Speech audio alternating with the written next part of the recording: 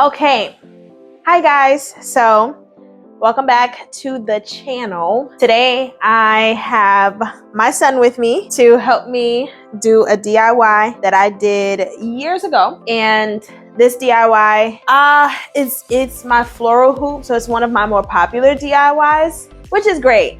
So now that I live in a city where I shoot less outdoors and more indoor, this prop has kind of gone unused for about 2 years. And having said prop in storage, it actually broke. So I'm gonna show you what I mean. This is the floral hoop that I had made. It's just without the bottom right now. So I decided, instead of allowing this to just go unused for another year, I actually have this new throne in my studio, and it's not new, it's been loved, it's secondhand. It's my birdcage throne, and this throne is actually quite popular, and I decided that I wanted to spray paint mine gold because I was like, I want that throne-y look. But I've also had trouble figuring out how to put flowers on this. So I was like, you know what? I have a ton of greenery and flowers just sitting in storage. So I had to think of like, okay, what's the best way to do this? And can you grab the pool noodles, please? That's what it is. I decided to go ahead and use pool noodles, and I'm gonna show you why. Let me get them. Thank you. Got my little assistant today. He's helping. He's a great help. So what I did with the first noodle was I went ahead and I cut it in half, and I used the pool noodle simply because it has this circular piece in the center, which is perfect for going around something like this. So I figured the best way to do this, I'm gonna lay this down for a second. The best way to do this is to actually cut a pool noodle in half. That way I can attach the greenery very easily without struggling with zip ties and things of that nature. I can easily connect it right here. So even if I wanted to just do one side of greenery, like one side of flowers and stuff like that, I can use one. I ended up getting two. The other one is not cut, so I can show you exactly how I cut it. But this is the premise of what I want to do. So basically take this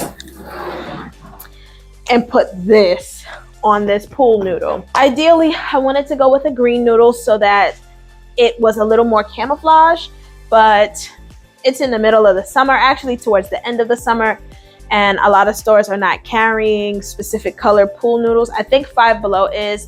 I just did not feel like driving 30 minutes to go to a Five Below to maybe find a green pool noodle. So I went to Dollar Tree and I got two of these red noodles because at the end of the day, these are going to be covered anyway. So I don't really care what color it is. But yeah, so right now, the supplies that I have is, of course, something I already own, is my greenery, my flowers, and then I bought two pool noodles. So this is perfect for this throne chair. However, if you don't have this, which this is actually really hard to find, I think the only supplier I found was somewhere in Brazil. It's not easily found anymore, and I lucked up finding this one on Marketplace. I actually had to drive like 3 hours one way just to get it. I do have another option, which is becoming more popular amongst like balloon vendors and stuff like that. It's the lamp stand. Thank you. It's the lamp stand. Thank you, baby. He's so helpful. So what you can do is you can still open this and put it on any of those lamp stands, as long as your pool noodle has like a circular center.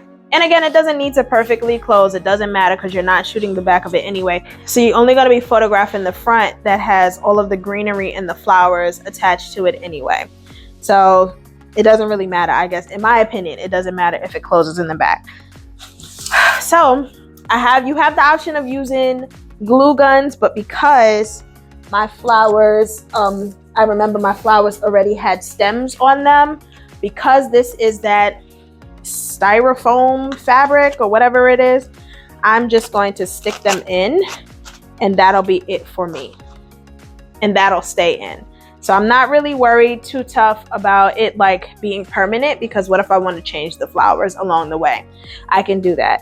If I hot glue it, it's pretty much gonna be there and I would just need to go get more noodles, which is not a problem, but I have a relatively small studio and I want to make everything as versatile as possible, hence the flower wall. It's storage, but it's also a shooting piece. So I want everything to have a multi-purpose. That would just be the best way to go. So we're gonna go ahead and start taking this stuff off and go ahead and start trying to place it on and take you guys along with us. So if you are wondering where I got the greenery and the flowers from, I'm gonna go ahead and link that floral arch video. I'm gonna go ahead and link that, and I'll basically explain to you like where I got the flowers, how I got the greenery, things of that nature. And then of course in this video, the only real supply that I'm using is a scissor to cut this in half, or you can use a razor. Just be very careful, you don't want to cut the other side. And the pool noodle and a scissor, and that's pretty much it. So again, if you do not have this thrown, don't feel like you can't do this DIY. I just showed you with, this is what holds my my tablet when I shoot tethered for my clients. You can easily use one of those lamp stands or a balloon arch, or really just be creative, whatever you can get this attached to without it breaking in the front part as well. And I don't see an issue with it, regardless of like how thick or small the pole is. I feel like as long as it can get in here, you're good to go. So we're gonna get started on taking the flowers off of the floral ring. Okay, so we were able to detach the flowers from the ring. So here are the flowers. I could have swore there was more flowers in here, but that's okay.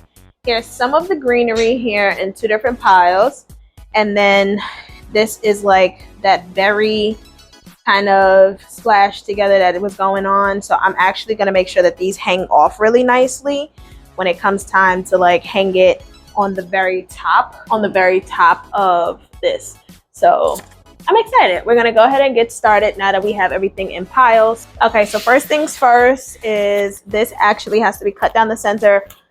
It's a circle. The center can be anywhere, but you just want to cut it completely down, like all the way down.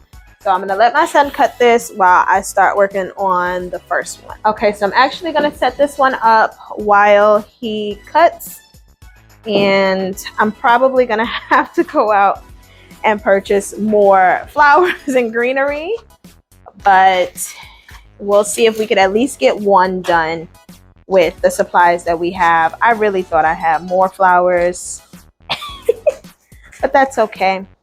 So I'm gonna go ahead and get this on. Okay, so I know for a fact that the very top of this is actually going to hang over the throne. So it actually is going to turn. So I think this is where I'll focus those little beaded pieces. But for now, I'm gonna try to put some greenery on here to just go ahead and like at least start the base of it. And last time I had mixed greenery. So, okay, good. I actually cut that green garland in half. So I have two pieces. So I'm gonna use one of those for this and one of those for that. So here, what I'm actually going to do is I want these two pieces, because this is a top, I would like to intertwine these two pieces up here. This way I know that they're not going anywhere. So that's basically what I did. I just twisted the two top pieces into each other. So this is how garlands come when they're at the store. And I just twisted one into the other. Easy. So that this way it doesn't go anywhere, but then this way it can act as like my base. So what I am going to do to, I guess, secure this, I'm probably going to use a flower of some sort to kind of keep it in place. But for now, basically what I want to do is I want this to hold here somehow and then just kind of drape down. And then of course you can still see the red, which is why I really suggest getting a green one. But I'm running out of time as far as getting this project done. So I'm gonna do this here. And what I'll more than likely do is stick the flowers in, especially the green beads. I mean the purplish beads. Go ahead and secure those here. I'm probably gonna, because I have 2 of those, I'll probably use those I guess not so sparingly. However, what I normally would do is wrap these, but of course you need the back open, so you're not gonna wrap these here. So I'm gonna go ahead and suggest that you use hot glue for this to make your greenery permanent, but I'm not going to. I'm just going to go ahead and use the flowers that I have to go ahead and secure them. I do have some other flowers here in the studio that I'll probably use to go ahead and fill this in. Nothing too crazy, but at least something.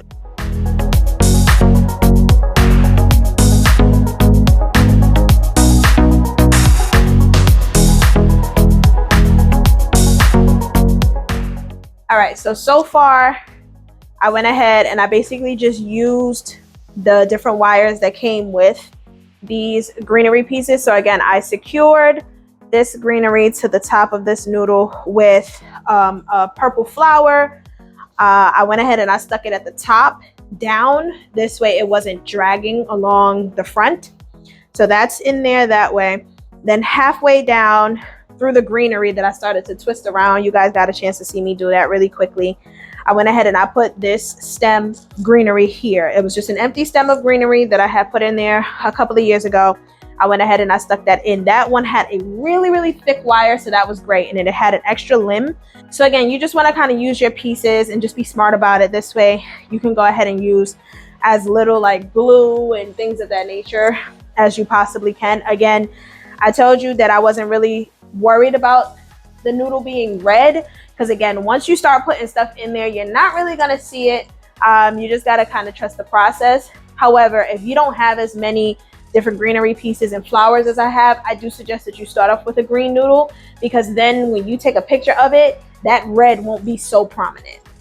I feel like that would be like your best bet, is to go ahead and make sure that your noodle actually is green, just to match some of the greenery, just to fill it in a little bit.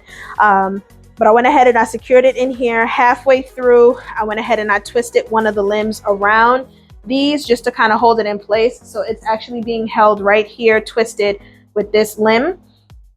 And then towards the bottom, these are actually at the very bottom of them. They have this kind of twine type wiring in them, so it's perfect for you to hang with, which is great. That's wonderful. But I have never needed to hang it, so I went ahead and I cut it with my wire cutter, and I went ahead and stabbed it in the bottom so that that was its secure base. So at the very bottom, this is secure. This is not going anywhere.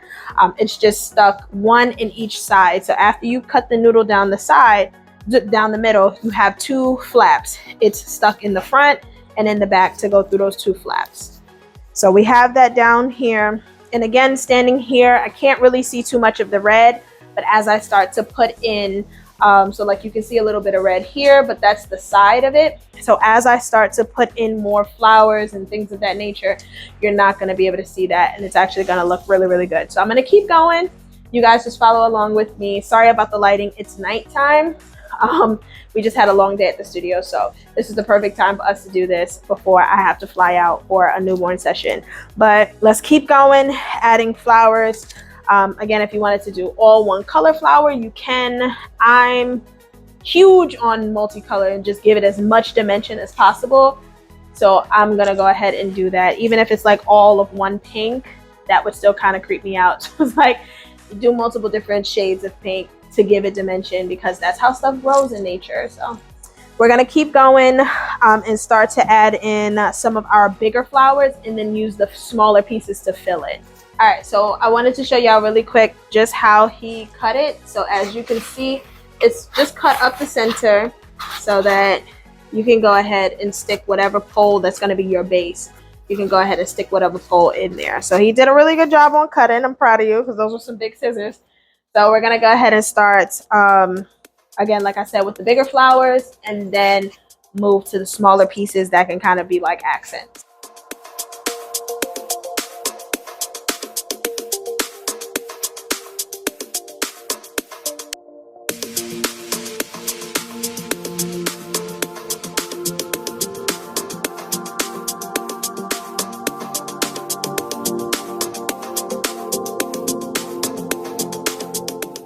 went ahead and as you see, we started filling it in. He handed me the bigger flowers first and the smaller flowers. I feel like this is more than enough. Like I don't want to overcrowd it. I actually would love to see more greenery in this. I think this might be a little too full. However, I still think it's very, very pretty. So we do still have these pieces that will hang overhead once I put it on. So I'm actually going to take it off and show you guys the back of it. Good job. So that you guys can see. Now, what I do want to say that I just did was try not to stick your flowers like too far into the next piece of foam, because it's actually quite the headache to try to get it out. I actually tried to like unhook a couple of them, but you want it to just come across and not like wrap your pole or close you off in the back. So I'm actually going to peel this off very gently. This way we don't lose any flowers. But I'm very happy with how it's come out so far. So again, this is the entire garland piece. Very, very pretty. Like it's so gorgeous. So I'm really excited to put it on my throne. So this is what I meant in the back as don't stick from one piece to the next. This one was connecting right in there, so I wound up just folding it onto itself on its own side. This way they don't connect and get stuck on the pole that you've created it on. But here we are. I'm gonna try it on my son's throne while he's sitting here. Whatever that was with his hands. So because I know I want this side to hang, I made sure that I let this loop here right on this side. So for my next one, I know to let it loop on my left side instead of on my right. This time around, I went ahead and I let it loop on my right. So I know that I want to start it up here and then let it drape down as we go down. So I'm gonna start fixating it here and then I'm gonna move it along. Please stop shaking the throne, Isaac. Thank you. So again, you do want to just, take your time putting it on. This way, it doesn't break or anything like that. Actually, I'm short, so I'm going to start here. And then I'm going to move up. You can help. You're much shorter than me. Your help is so sweet, but it's not going to help me much. I'm just going to say, all I have to do is get up, stand up. Oh, you're right. You would be able to stand up there, but I don't want you standing up in this. I don't want this to tip over. There we go. All right. Thank you.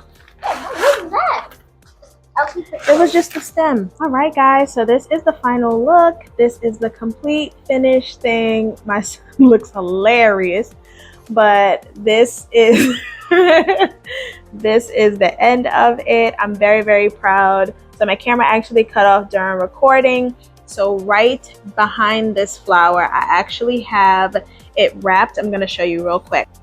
So I actually have one of the stems holding it in place. Just because it's so heavy, it is starting to slide. But I do have this stem turned around. So I think that having some of the stems poking out actually can be beneficial if you want to go ahead and get it fixated to a piece. But I'm very proud. It looks like the floral hoop, but just on a throne. So you guys, here is the finished look. I'm very, very happy with it. My son did very good. He's going to say bye to you guys. Make sure you guys comment, like, and subscribe, please. Bye.